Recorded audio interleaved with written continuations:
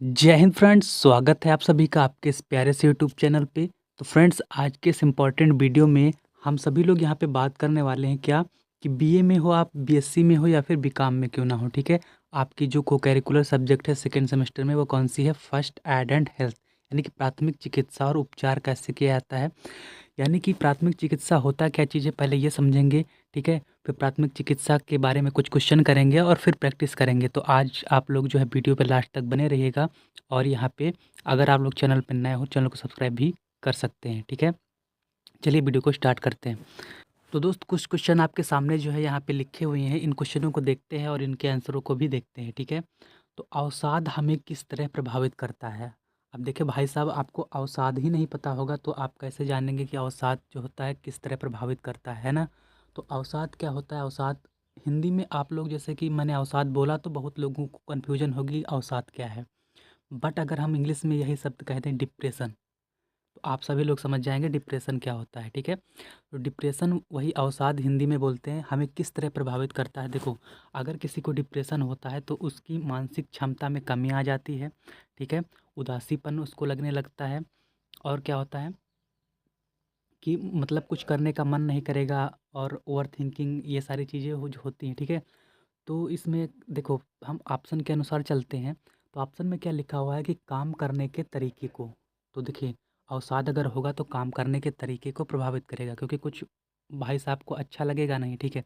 जिससे भी होगा उसे अच्छा लगेगा नहीं, तो वो काम करने के तरीके को प्रभावित करता है, ठीक है। यानी ऑप्शन नंबर ए भी सही लग रहा है, ठीक है। ऑप्शन नंबर बी है सोचने के तरीके को। तो सोचने के तरीके को देखो, डिप्रेशन तभी होता है जब आपकी थिंकिंग जो है वो निगेटिव होती है, ठीक है। निगेटिव हो जाती है, मतलब ये मैं नहीं कह रहा हूँ कि आपकी थिंकिंग निगेटिव होने से आप डिप्रेशन में चले जाओगे। मतलब निगेटिव थिंकिंग, ओवर थिंकिंग, ये सारी समस्याएं होती हैं, ठीक है। तो सोचने के तरीके को ये भी बदलता है, ठीक है। अगला है कि महसूस करने के तरीके को।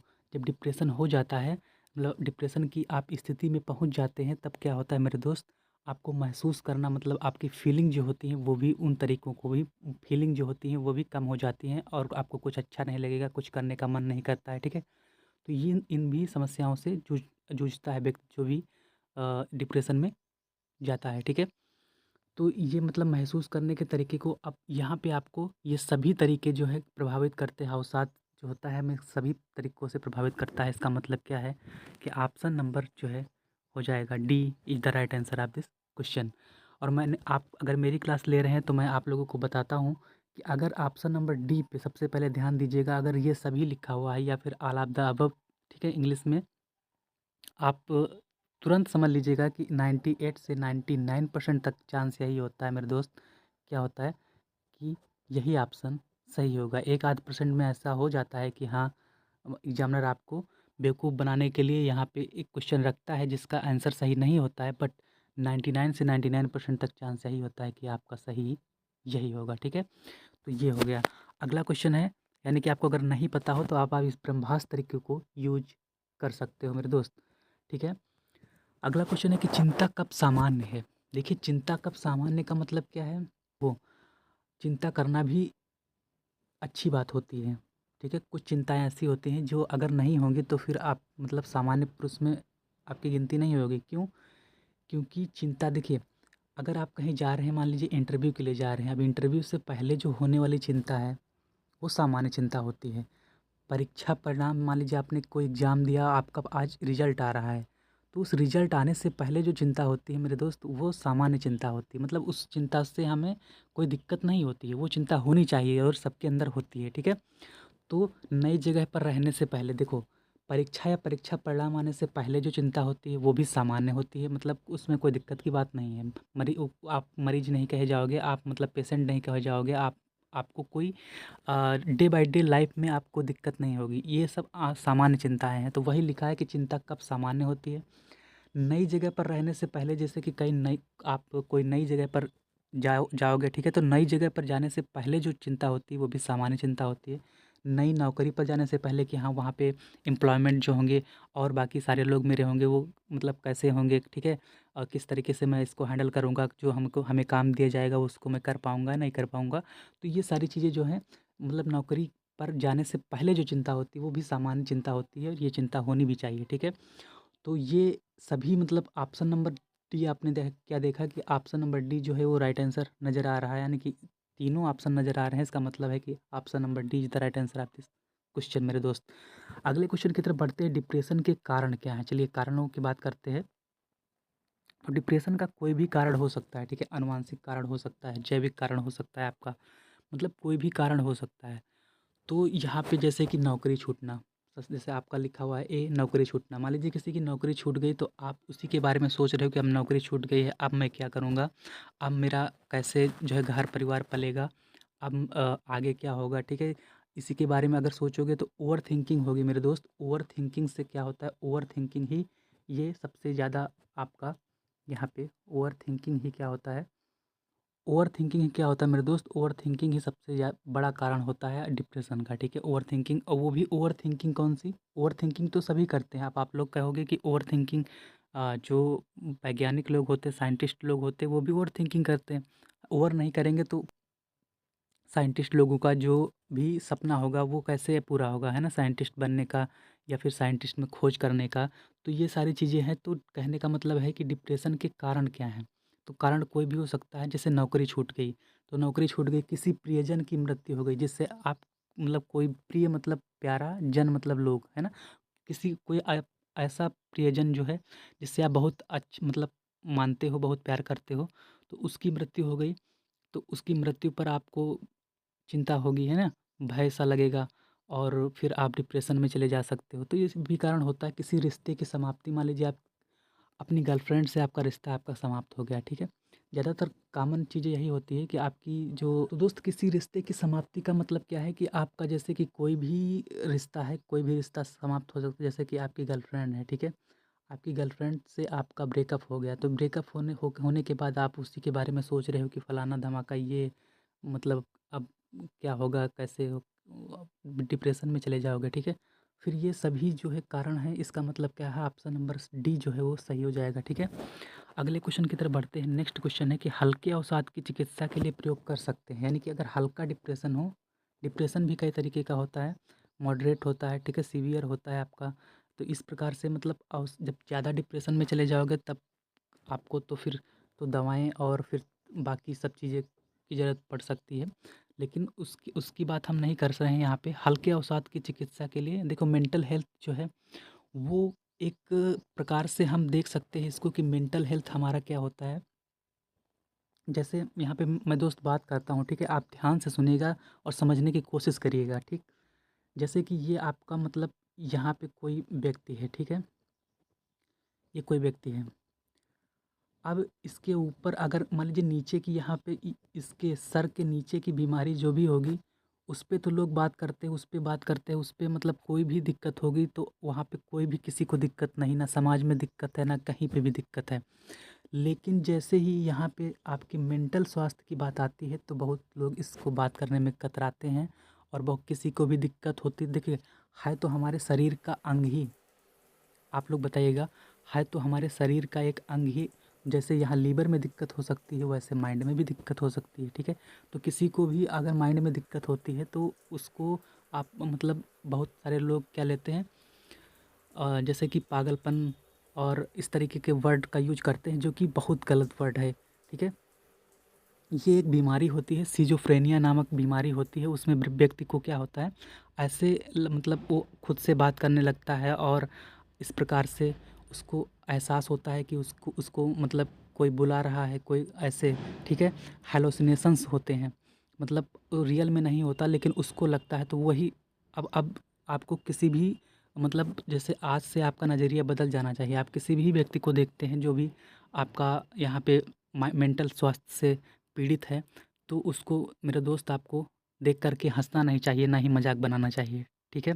क्योंकि किसी को भी हो सकता है, कभी भी किसी को भी हो सकता है। तो मेंटल स्वास्थ्य है चूँकि आपका पैड एंड हेल्थ में आप मैं पढ़ा रहा हूँ मेंटल स्वास्थ्य, तो मेंटल स्वास्थ्य के लिए आप लोगों को जागरूक करना मेरा कर्तव्य है मेरे दोस्त, ठीक है?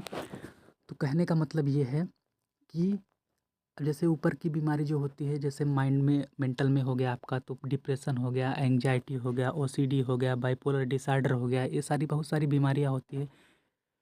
कोई भी बीमारी अगर आपको यहाँ पे हो जाती है तो आपको क्या करना पड़ेगा यहाँ पे मेरे दोस्त, अगर कोई भी पीड़ित है आपके आसपास इस बीमारी से या फिर अवसाद से या फिर हो गया आपका डिप्रेशन, सिज़ोफ्रेनिया, इन चीज़ों से आपको कोई भी परेशान है तो आपको उसकी मदद करनी चाहिए और वो उसको जो है नज़दीकी साइकियाट्रिस्ट के पास ले जाना चाहिए, ठीक है? मनोचिकित्सक के पास ले जाना चाहिए।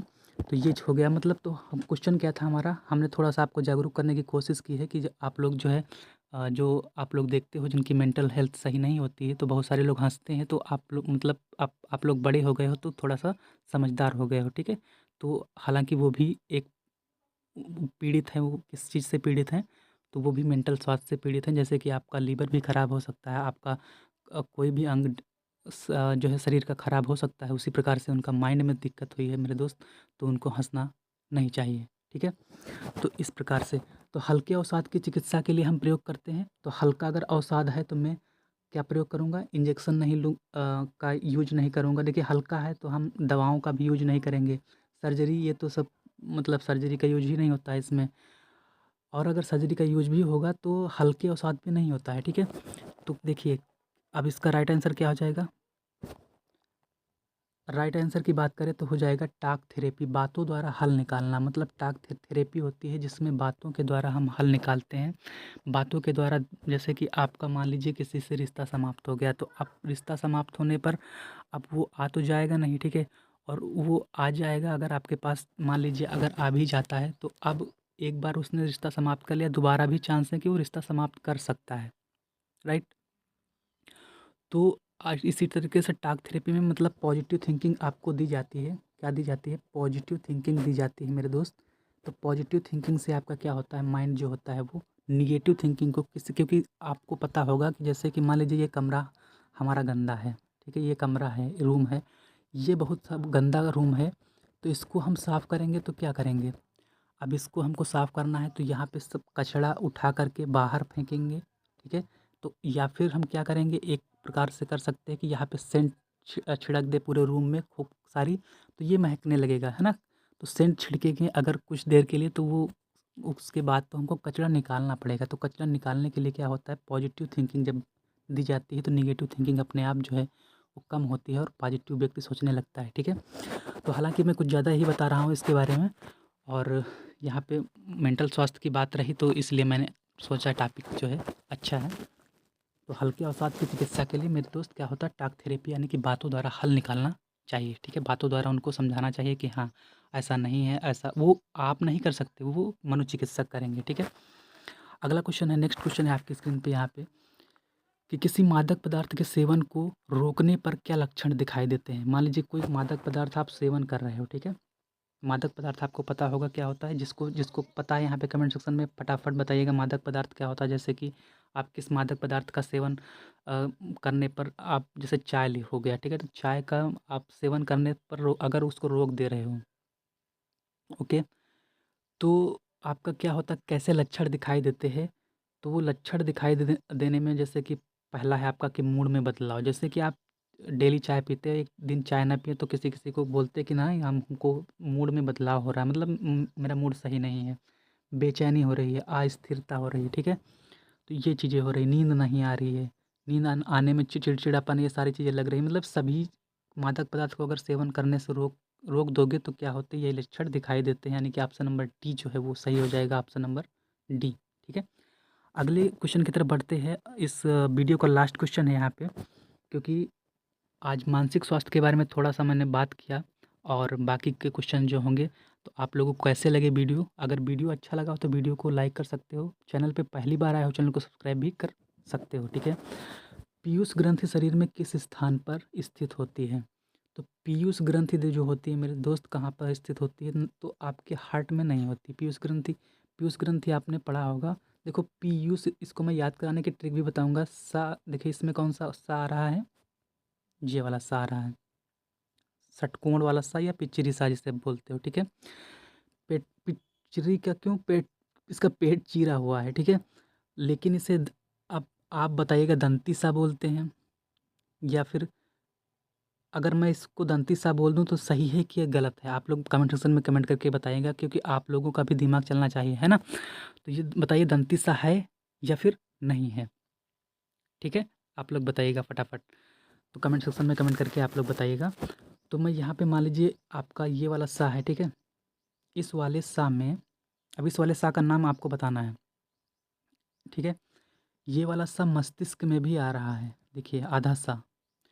तो यानी कि पीयूष ग्रंथि क्या होती है? मस्तिष्क के आधार में स्थित होती है मेरे दोस्त, ठीक है? इस प्रकार से याद कर सकते हो आप।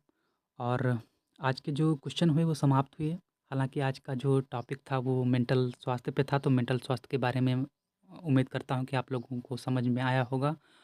और आज से आप लोग जो है मेंटल स्वास्थ्य, जो भी जिनका मेंटल स्वास्थ्य नहीं अच्छा होगा, तो उनके बारे में आपकी राय जो है बदल जाएगी, ठीक है? तो उम्मीद करता हूँ कि आज का जो है बेहतरीन टॉपिक लगा होगा। मिलते हैं नेक्स्ट वीडियो में एक बेहतरीन टॉपिक के साथ। तो आज की वीडियो में इतना ही। तब तक के लिए खुश रहिए, मस्त रहिए, स्वस्थ रहिए। जय हिंद, जय भारत।